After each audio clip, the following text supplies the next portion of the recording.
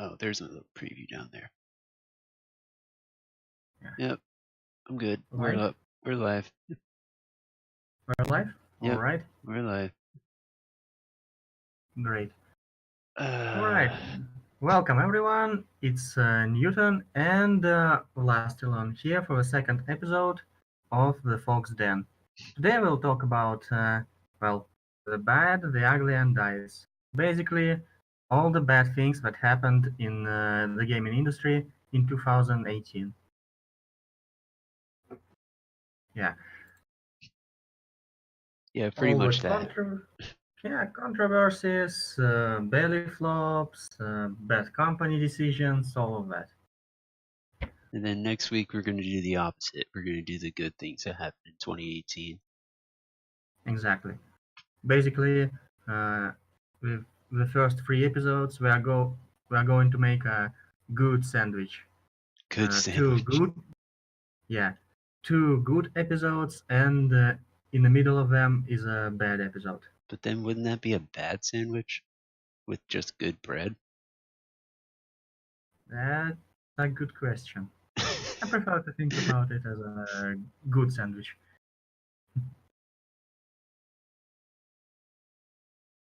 It So, would be a bad sandwich with good bread. Yeah, that's what I just said. Oh, is the latency not on? Damn. Okay. I'll have to fix that later and change this whole thing to low latency mode. Yay, more things to fix. Okay. That's what I get for not being on last week. But you want to start us off? yeah, sure. And first issue that we'll be talking about are loot boxes as a practice as a whole. Well, basically, loot boxes began being that big controversy a long time ago, like a few years at least. At first, we were seen as more or less an annoyance cash grab from some companies uh, who are not really trend makers in anything. And then EA come along, and some other companies as well, Square Enix, for example, with their Blizzard Mankind has done Divided. it. Hmm? Blizzard has done it too. Blizzard, uh, all the big boys, almost all big boys in gaming industry decided to jump on the train and started to milk some cash from their fans.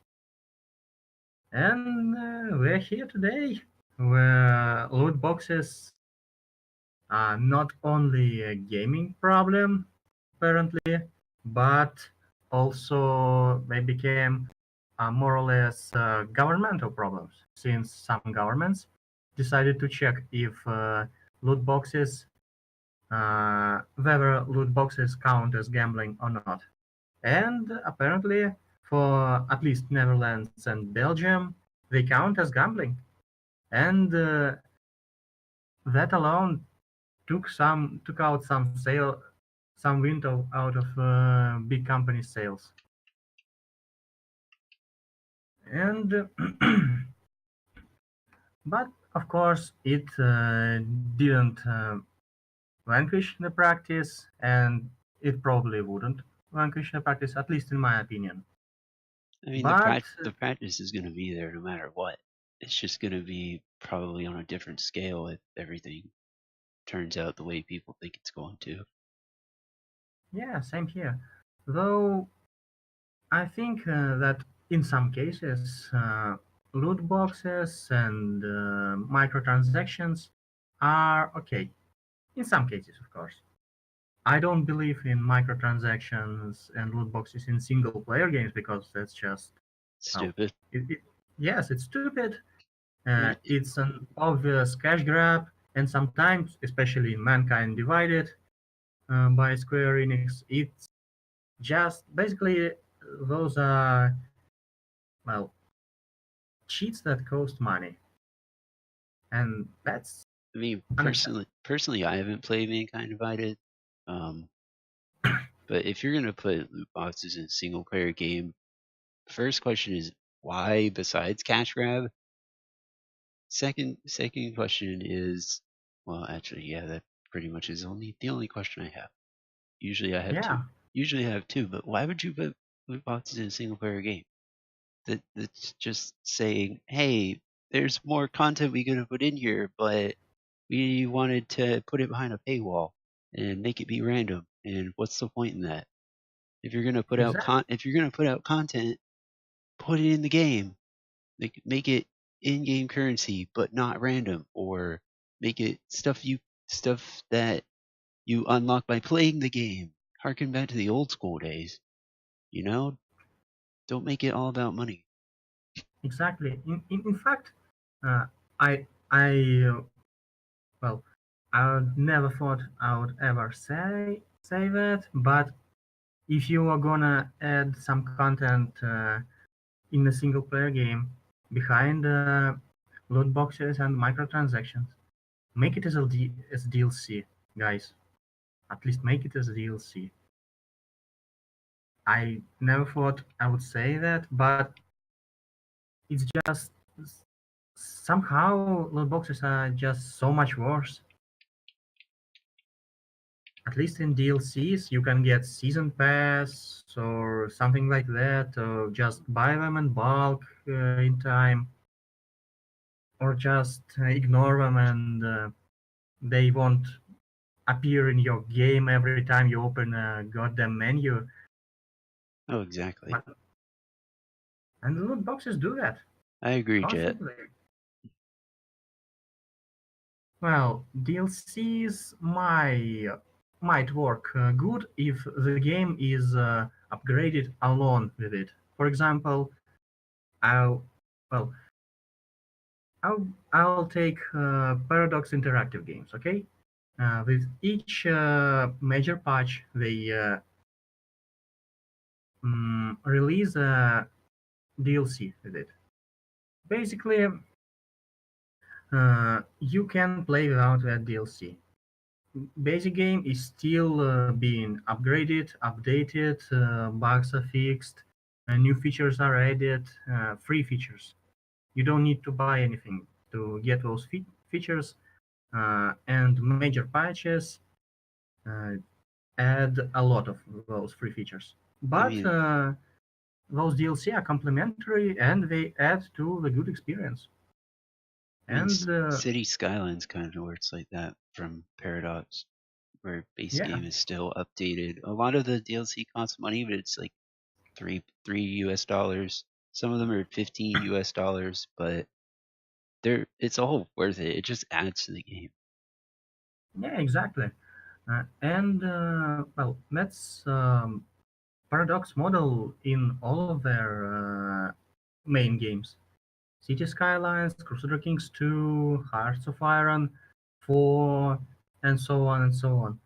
And I actually like that model because I can buy a base game and just enjoy all the free stuff, patches, just general improvement of the game without any need to buy anything, or I can buy DLCs that I want to, that Hmm. know I will use, Yeah, and exactly. they don't subtract from the game in well from the game. If you don't buy them, you can still play and enjoy this game, their games, Yeah.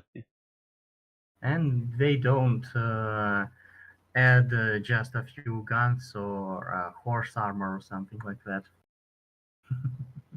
Jed, I agree with you on that. Most of the games I see now are, hey, here's a game, and then here's a season pass, and then have fun with that.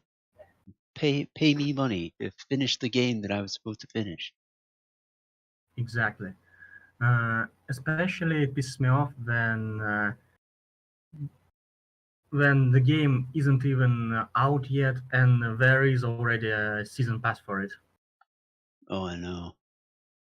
That's just mind blowing. I don't know even if I would like this game, but they make that season pass well just a temporal offer. So if you don't buy it right now, then you'll have to buy it for that much more money, sometimes even at twice the price. So you have to gamble and to either buy it or not. Hmm. That's just wow. And yeah, free DLCs are good. Add-ons for the story are great. Well, Assassin's Creed Odyssey is a pretty good game, from all I've heard. Okay, I'm And gonna do something real quick. Hang on. okay, Let's see if this works. all right, Oh, is it going through the wrong thing? It's going through wrong speakers. I'll mess with that later. I'll mess with that later. all right. Oh, So that's how I fix it. everything's There we okay. go. Yeah, I'm just trying to get something working. All right, then I can continue speaking, right? Yeah, you're good. All right. So you see, I like DLCs that add to the core story, like Mass Effect 3, that Citadel DLC, uh, some of Leviathan DLC. They don't necessarily continue the story. They don't subtract from it by their absence. They're just fun and engaging add-ons. But you want to play, but you don't need to play. Uh, nope, I can hear the music. Oh, you can? Okay. Because I didn't know if it was just going through my headset or what. Well, I can't. Oh. I don't think it's going through is the problem. That's what I'm trying to fix, but I'll fix it later. Okay, no I don't problem. want to take up show time to fix that. I'll fix it later. All They're right. just minor. Yeah. Well, that was what I Yeah, I wanted to agree, do. Jet. Yeah, Jet, I agree.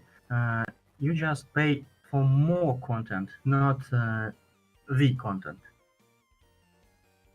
It DLCs should add to the core gameplay, not just be some cash grab so you can access the rest of the Yeah, core exactly. gameplay and story. And loot boxes are exactly that. Uh, for example, take Shadow of War, which while still a pretty good game, even if it has some grind moments and so on. You see, the problem is uh, loot boxes in that game become basically cheats that you can buy for money from the game developers. You can, as level 1, buy some ultra mega powerful bow and one shot Sauron himself as level 1 character. See, And my problem with that is it takes all the fun out of it. well, it's not only fun. I see it as a bigger problem. You see, uh, as I said, Shadow of Mordor requires some grind which you can elevate with loot boxes. Hmm. And I'm afraid that some companies just start to balance their games on the need to either buy loot boxes or just grind. And Hmm. well, basically they pull in a mobile gaming on us. Freemium games where you can play casually, but you sooner or later hit a paywall. And Hmm. while in the free mobile games where you can just play a few minutes and forget about it for a Hmm. few hours, it is good. It is absolutely uh, terrible in the story-driven game, in a story-driven single-player game where you have to uh, feel yourself immersed in the action and the story and associate yourself with a character. That Hmm. just doesn't happen when you hit a paywall. No. It just reminds you that it is a game, yes, and you need to grind to win it. Have fun, player. Sure. Oh, pay some money. Far Cry and Assassin's Creed do their DLC well, in my opinion.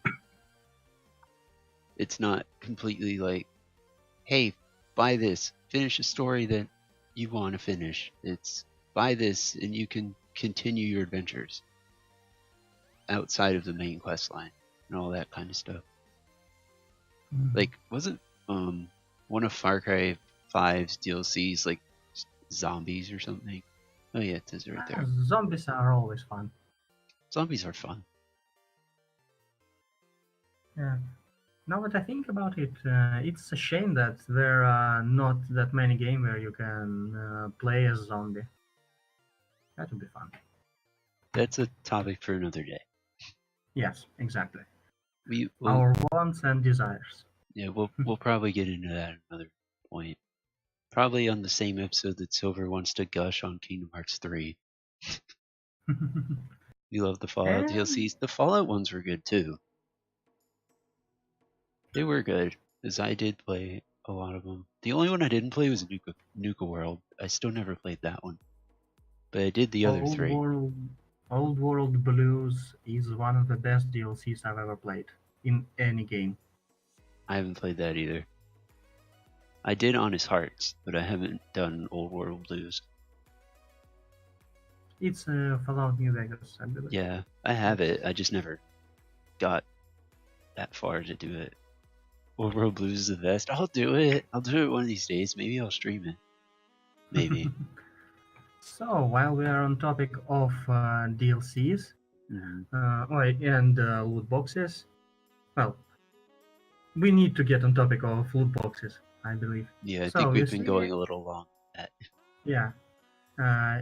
Shadow War was, as I said, was a disaster with that microtransactions. So Warner Brothers, after some backlash and outrage, decided to pull out all microtransactions from the game, and they did in 2018, which is good. But guess who didn't? EA. Exactly. In fact, they did the exact opposite with Star Wars Battlefront 2. Yeah, they put them back in. They took them out and then they put them back. Exactly. That's why I didn't buy that game. Well, that's why nobody ever should buy that game. I mean, don't get me wrong. It is a good game. The developers did well on it. It's just, or the people who designed it and made it did well on it. It was just the bad publicity that it got, and then the microtransactions didn't really help it either. Well, the problem is while the game is good. Yeah, exactly, Silver. Yeah. They still balanced the game around the loot boxes. Though, to be fair, right now the only microtransactions and loot boxes in the game are purely cosmetic.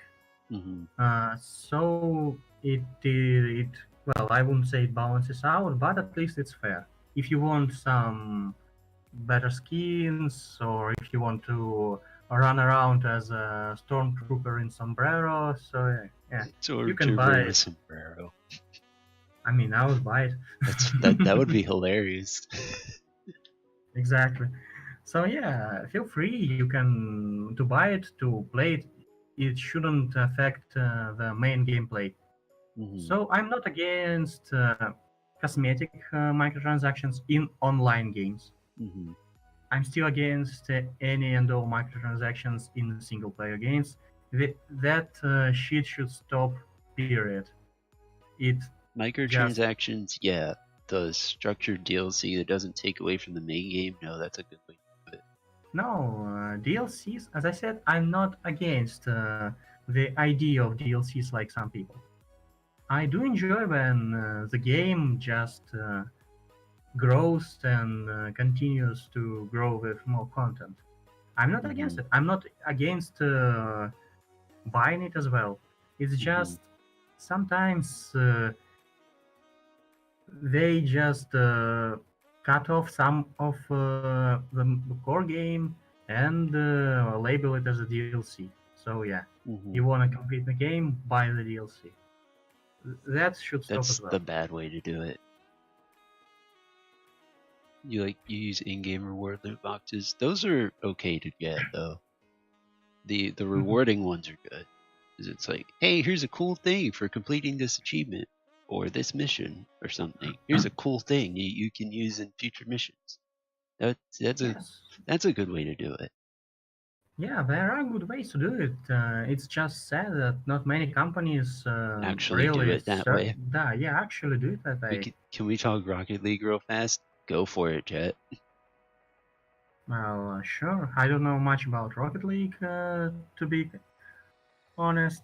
So I Yeah, don't know what about it. I mean I don't play it much either, but epic loot boxes and now there's goddamn Rocket. Are you serious? Oh, what? I mean, I didn't even hear about that one. yeah, I didn't hear that There's a either. season pass for Rocket League now. Good And loot lord. boxes? I mean, Well, what do you need there loot were boxes for? always loot boxes. They were all cosmetic. Rocket Oh, League's loot boxes are all cosmetic items, as far as I know. huh. But season pass for Rocket League, like, why? That just sounds asinine. Unnecessary. And yeah, that. Wow. Well, that shows that even good game developers can do dumb things. You hate on Psyonix because of the years of ignoring their community's outcry for functioning servers. Oh, there's a good segue. Oh yeah, really. Because the community practices and service practices are our next topic. Yeah, I think we're gonna Basically, have to combine them into one now because we went pretty long on loot boxes. yeah, because they overlap anyway. And they do this with the money they claim they don't have to pay for upgrade servers. Well, they should pay for upgrade servers. You need to keep your your consumers to be able to keep playing the game efficiently and not disconnect every 5 seconds. Yes, There's a actually, dedicated servers are one of my main problems with a lot of online games.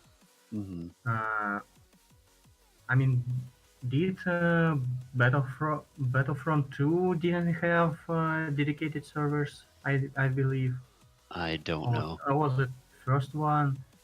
But yeah, many companies just don't pay for dedicated servers and do things old-fashioned way, like Call of Duty 2, where you just connect between computers, Mhm. which is really inefficient and stupid and crashing. And constant crashes are not fun. I No, mean, crashes are never fun. never fun. And without dedicated servers, once support uh, is gone for the game, well, you just can't play the game anymore because it becomes, how to say it, when there are dedicated servers, you can just put them on a back burner so people still can play it if even if you don't push out patches and updates, and Mhm. it just needs a minimum service. Even 76's servers are steady. Yeah, now. Now they are. In the beta, they were complete ass, but now they're pretty damn good, actually. Except that I one night. believe. Except that one night when they did New Year's event and the quest didn't show up and we kept disconnecting. That was a bad night. But other than that night, I have had no problems with it. Yeah, so that servers thing really ties in with the customer support Hmm. because customers have been asking for dedicated servers on for many years. Just if you make an online game on online only game, make a goddamn dedicated server for it Hmm.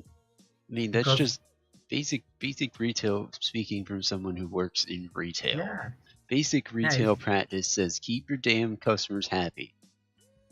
exactly. Don't give And them every single freaking thing that they want if it's unreasonable.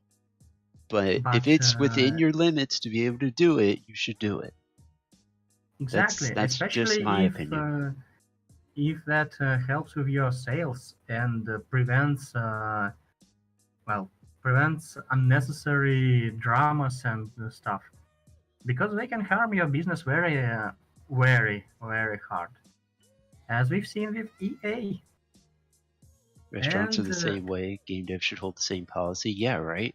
I mean, brick and mortar retail stores are that way. Why shouldn't game developers work that way? A functioning I server know, is not unreasonable. It really isn't, though. yeah, Because especially if your game is online only, it's the only reasonable thing that I can if you think make about. if you make functioning dedicated servers, your customers will be happy. Then they'll recommend the game to other people, who will then make you money from the new people buying and playing the game. It's just common sense, really. Gamer asks for Exactly. working servers. Yeah, right. Yeah, that's how most of the devs are actually react on that thing. Well, there's a caveat to that. Most of the big developers. Yes, That's a because huge caveat. indie devs are much closer to the public. Hmm. And But we'll we'll talk get about more it into in that. the next bit. Yeah, we'll Yeah, get more into that. yeah. And now about community and community service and customer service. Oh boy, where to start? Don't light your hate machine too hot. Oh no, I am fully in control. I'm just really at loss where to start because there's so much shit here that I Yeah, can't even know where to start yeah, showing it. there's a lot. Just pick one and go with it. Yeah, sure. Let's talk about my minor grievances at first. Paradox Interactive. At least some of the forums. Well, they have that big forum where dedicated to their games. So, what do you think is how to say it is really important to the constantly developing games, like criticism, like feedback from the public? And feedback from the public should be taken into consideration when you're making anything. Yeah, Feedback but of any when type. you are constantly developing your game, it becomes even more um vital. Vital. I mean, the criticism, you're always going to be making someone mad no matter what you do. That's No, just the way the world works. I'm talking about not just renting and stuff. I'm talking about uh, bug fixes. I'm talking about Like, constructive yeah, criticism, constructive criticism. like what parts should be fixed, what parts are well not how they It, should work. like, hey, I can't complete this mission because I can't get this item. Like Yeah, stuff like exactly. that. Yeah. And in terms of Paradox Interactive, since their games are historical ones and global strategies, you can't, I'll be the first one to say that you can't always accurately portray a history, especially if you're trying to portray how to say it, a vast amount of it, like over 7 centuries. You just can't. But there are things which should be fixed, which should be like basic geography, for example, which should be taken in consideration. And let's just say, in latest years, and especially with their newest game, Imperator Rome, it's just called Imperator, Emperor. Yeah. I feel like developers of this particular game and community managers of this particular game are just turned deaf ear to the voice of the public. Like, really? I've seen some posts without hate, without some, um, how to say it, unreasonable demands just being blocked, and users that started it banned. And that's a very bad practice, especially for the games like that. Hmm. Uh, well, Crusader Kings 2 started to become truly great when Paradox Interactive hired the guy who was behind the biggest mod for a game. And he started to push out more ideas, more fixes, and so on. So, what's the Hmm. problem with that? They've already did that once, they can do it again, but See, like what Silver said, you just want we just want the devs to focus on making a good, well polished game, and not have everything just be about money. That's yeah, all it really boils down to. Is that everyone who invests in the game, they don't want to wait for their return longer than a certain amount. So if that deadline comes and their game isn't finished, and those backers aren't making their money back, they're going to say, "Oh, well, I'm not making my money. If you don't put this out, you're not getting any of it." So that's mainly all these problems boil down to, is just money. If devs would stop caring, I'm not saying stop caring about money. I'm just saying stop mhm, caring about the bottom line being money and just focus on your communities, and we can make some stuff work here. We can fix some of these problems and make the industry as a whole better, you know? yeah, I totally agree with that. And speaking of companies that are in it for money, I believe it's time we start talking EA here. Because community service was never their big point or good point. And there are news that I found today, just today, I've never heard about it before. That just sums up all the problem. I've put it into chat. That just uh, sums up all the problems about customer service and community management for EA. As many people know about Battlefield 5 controversy and will take on it, talk about it more later. We will not quote any of it. Yeah, we will not quote any of it.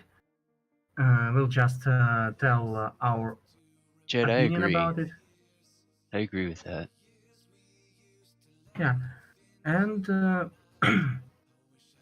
well, yeah, Nintendo corrected its image, and actually, I think that EA sometimes takes an effort to be a disaster.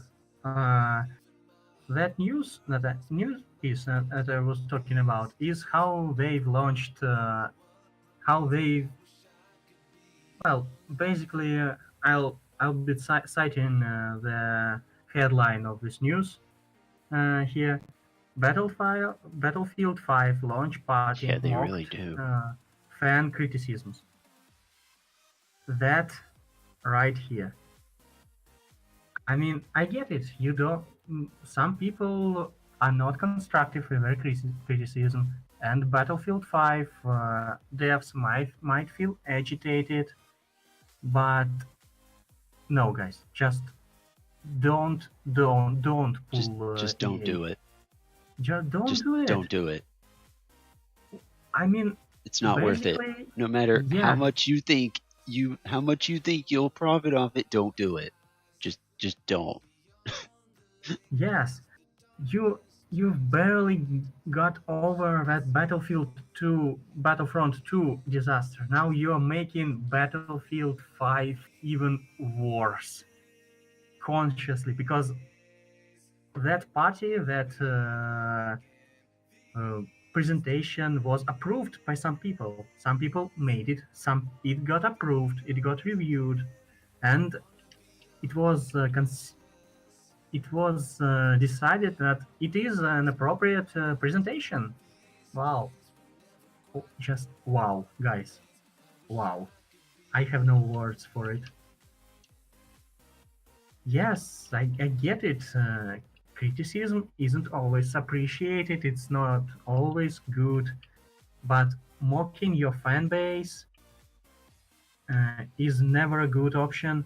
It shouldn't even be a good option at all.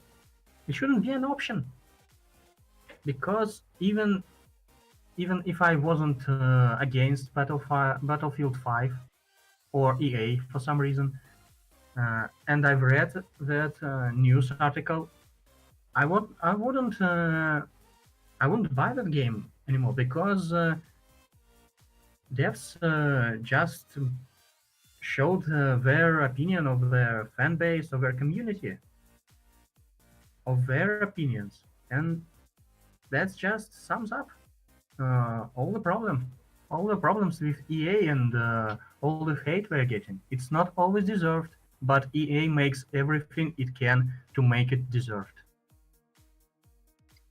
Wow. Well said. I didn't want to interrupt that. Sorry about ranting, but just stunts like that just. I mean, that's what talk shows are for. Yeah. Well, one of the reasons. Okay, so so far we've done loot boxes, we've done bad company practices, we've done EA as a Paradox, whole. Yeah. We did Paradox. So history or rewriting, I believe. I think that's what you wanted to do. Yeah, because history rewriting is just, well, let's start at the beginning. I do have some problems with Battlefield 5.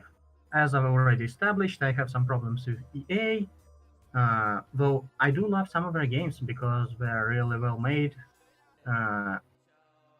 Even if there are some controversies, I've never let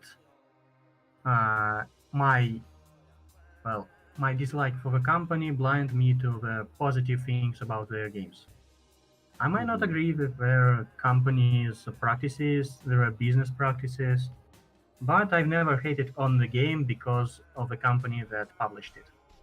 Yeah, you don't hate on the developer of a game because you don't like the publisher. If you hate on the developer of a game, if you hate on a game just because you don't like the person that published it, just don't do that. Yeah, that's also just dumb. I'm sorry, that's just stupid. Don't do that. Yeah, exactly. It's just being a bad person, honestly, because you're taking away from.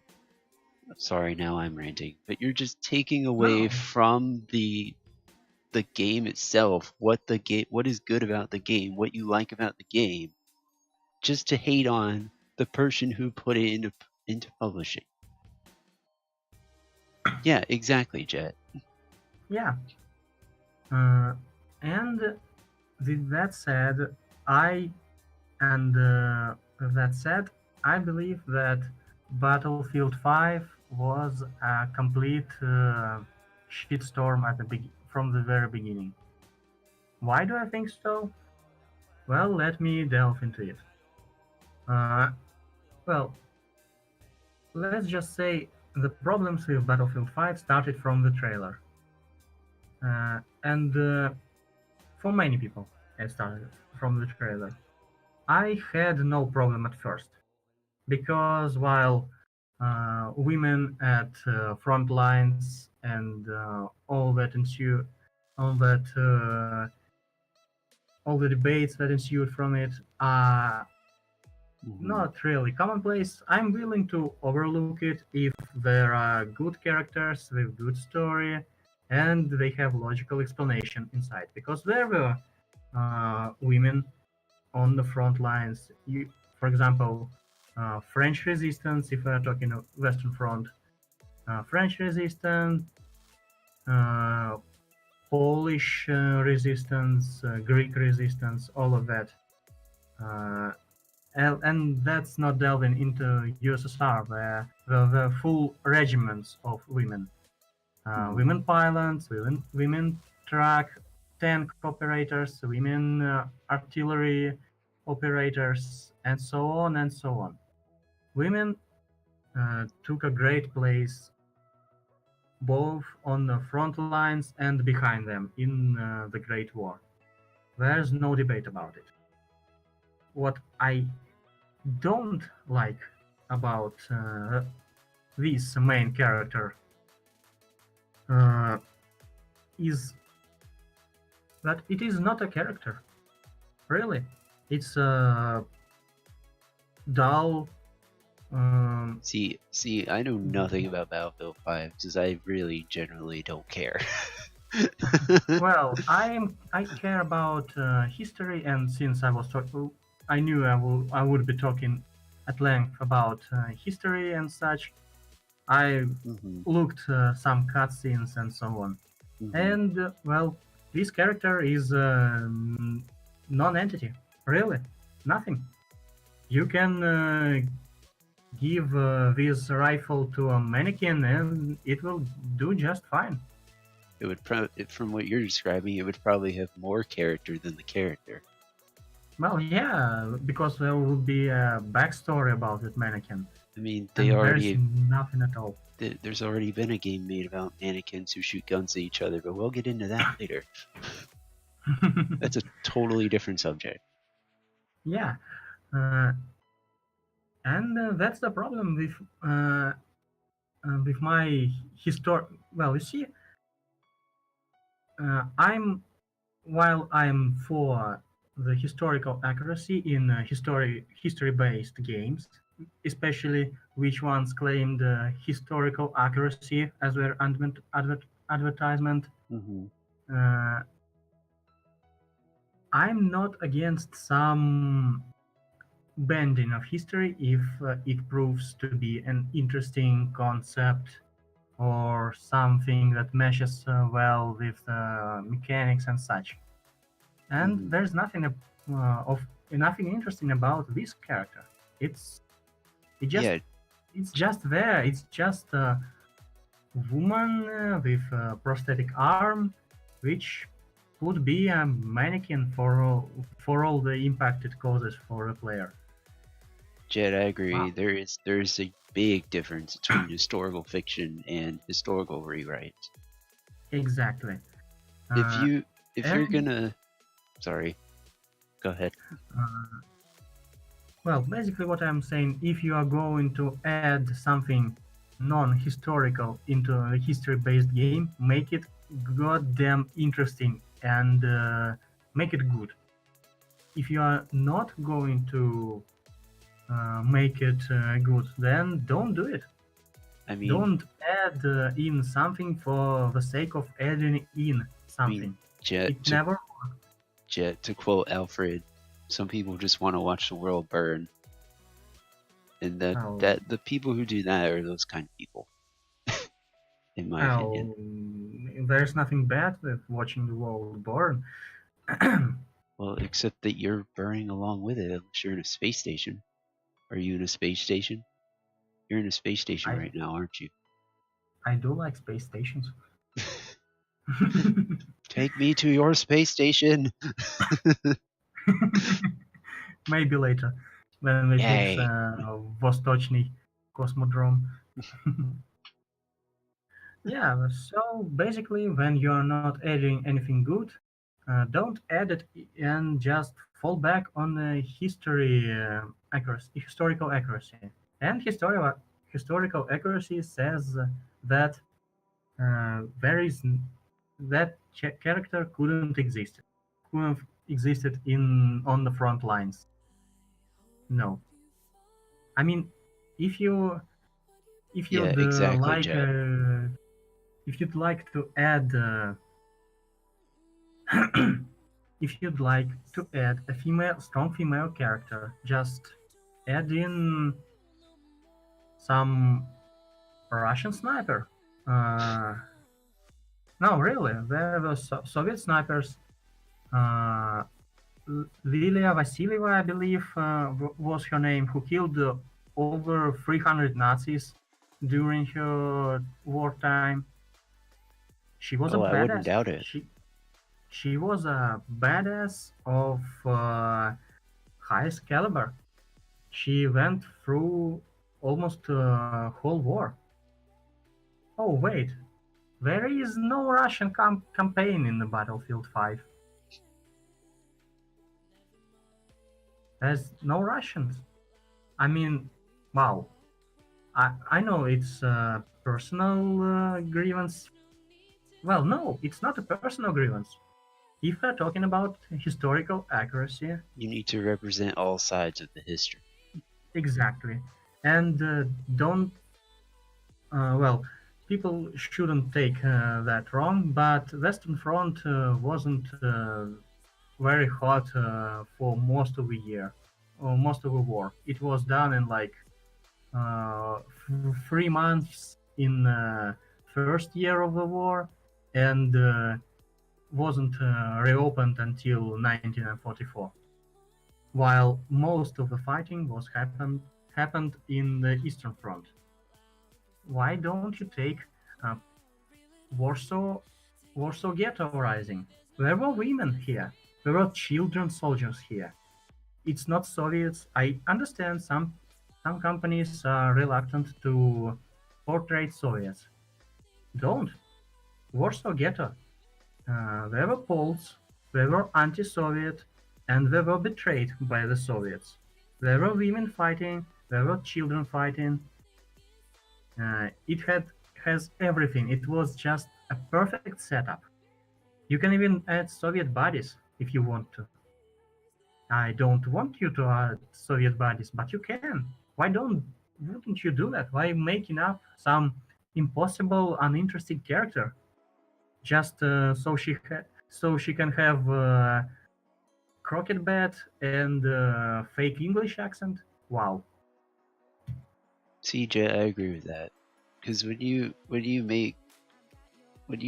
try to, like, exactly what you said, the inclusion of falsified women in the game distracts from the story of the real women who actually did the real work and died for real causes.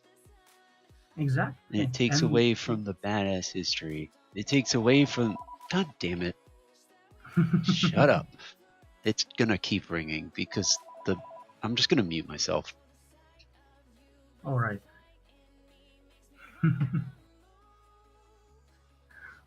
Well, as Vlast was saying, it takes away from the badass women in real history, real badass women who did the fighting, who died for the cause, who fought for their lives, for their families and their countries. And fake, fake, non-existent, impossible characters just subtract from this, and that's not okay. Even if, especially if you're pushing for agenda, while you shouldn't push for agenda, but if you do, you should do it right.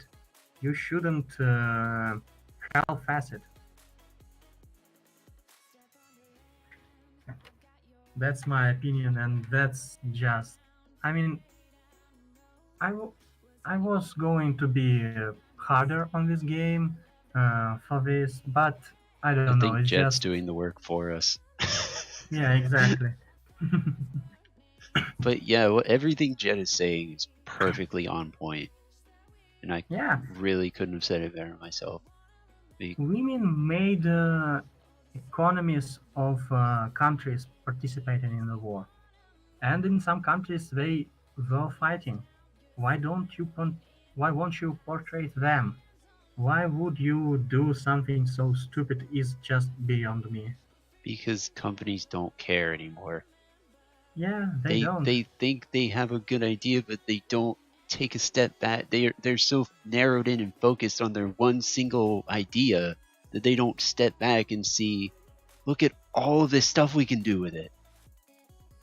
Look what we can do. We can expand to this, to this, to this, to this. We can expand to this entire history of women in war, and yet we don't. We narrow in on this little mannequin-sized thing and try and milk it for all the cash we can get out of it from people. And it's like, why? Why would you not utilize your resources? Why would you not want to expand on it and make it an actually historic game instead of historically accurate? Exactly. And while they claimed historical accuracy and later they claimed desire for quote unquote wider representation, why wouldn't you really represent people that I've already named? You haven't represented Poles, you haven't represented Baltics, you haven't represented, God forbid, French. Why wouldn't you do that? It's just, well, yeah, there is a line between historic fiction and this. Historic fiction is not shit. It is a good point. But yeah, it is a good point, though. Shots fired. I mean, we were that was gonna happen anyways. Let's be real here. That was gonna happen. Yeah, and while I'm not claiming that the whole game is shit because of this decision and historical rewriting, I claim that this approach to the game, to the world building of the game, shows that big companies don't care about anything but their bottom line. Their bottom line and their profit margins. They don't care. They will keep feeding you shit. Because the world revolves around money. Because exactly. money, they need it to be their world. Their world. This is something that should not be allowed to go through without repercussion. Exactly. And it didn't go without repercussion. But it's not enough repercussion for them to stop. It's the problem. It's not enough, but well, I won't say that it's not enough. I mean, for the second half of 2018, their stocks crashed like 40%. Oh, damn. 44%. 40%? Yes, exactly. I mean, it serves them right for putting that out. Honestly, it serves them right. And their sales were half of Battlefield 1. Yeah, and that just continues to do it. They don't have, well, let's just say, public outrage is still going on. Sales aren't rising. In fact, I believe that they'll soon just cut off live support on that game like they did on Mass Effect Andromeda once. Yeah, exactly, Jet.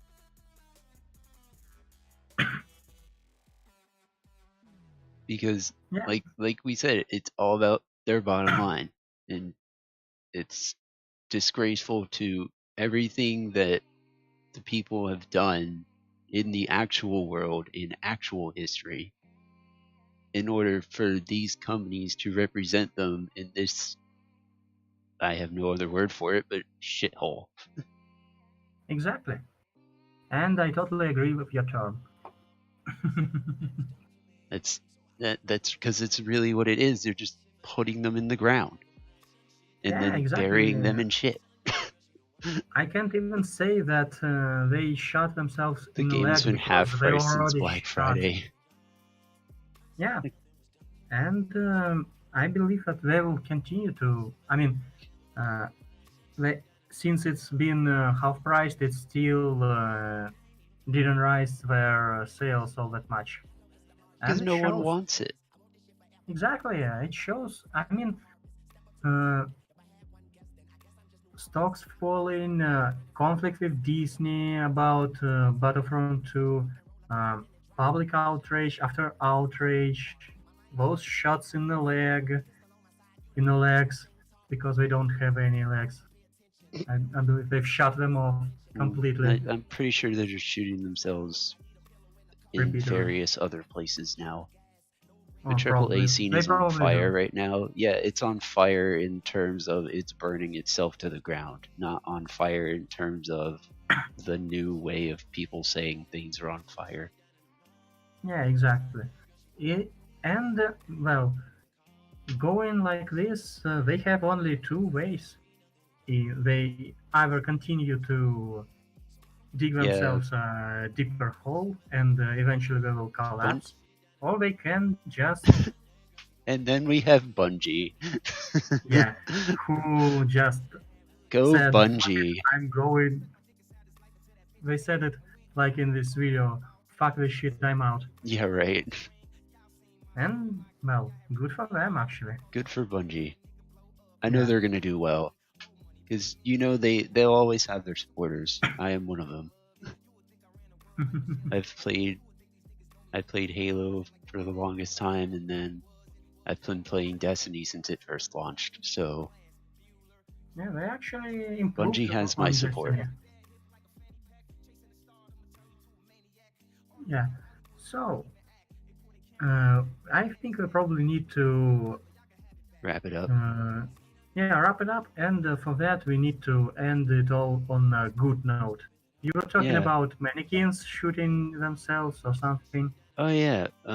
That was the mannequin shooting themselves game is called Totally Accurate Battlegrounds, and it was actually a free game for a while. I still have it in my Steam library. But yeah, with AAA's going down right now, we gotta shine some light on the indie developers. Yeah, and in comparison to, in contrast to the AAA companies, indie devs are doing good. In fact, they're doing great. Indie Uh, devs are doing spectacularly right now, especially since Celeste, an indie game, got nominated for Game of the Year. And it is a and fantastic game, and I recommend that everybody play it. Seriously, and play it exact, or watch it's. somebody play it and enjoy it I'll because it probably is buy it. fantastic. I'm actually about on Friday. I'm actually gonna finish it up Friday on my channel. So That's I'm great, but I don't want to Hey spoil it Nara, for myself. how are you? Yeah, it Hey, is a Nero. really good. So on that And I'm light being side, called. on the light-sided note, we'll probably wrap it up and wait for the next episode where we'll talking about indie scene, how 2018 showed that indie can pick up slack from AAA companies and how they can do much good such companies. Also, probably. Yeah, we're gonna talk what about the good things that happened 2018 with the gaming industry as a whole, and we're gonna shine a spotlight on the indie developers as well. And We don't have probably anything Ubisoft. specific planned yet, but we'll figure it out. Yeah, We'll figure it out. yeah, and But probably will shine the light on Ubisoft as well, since we are picking up slack. we'll get Well, there. bye I everyone. hope. Thank you for watching. Thank you for watching. Hope everyone has a good day. Tune in next week. We'll be talking about the good things in the gaming industry. And I hope everyone has a good day. Mhm.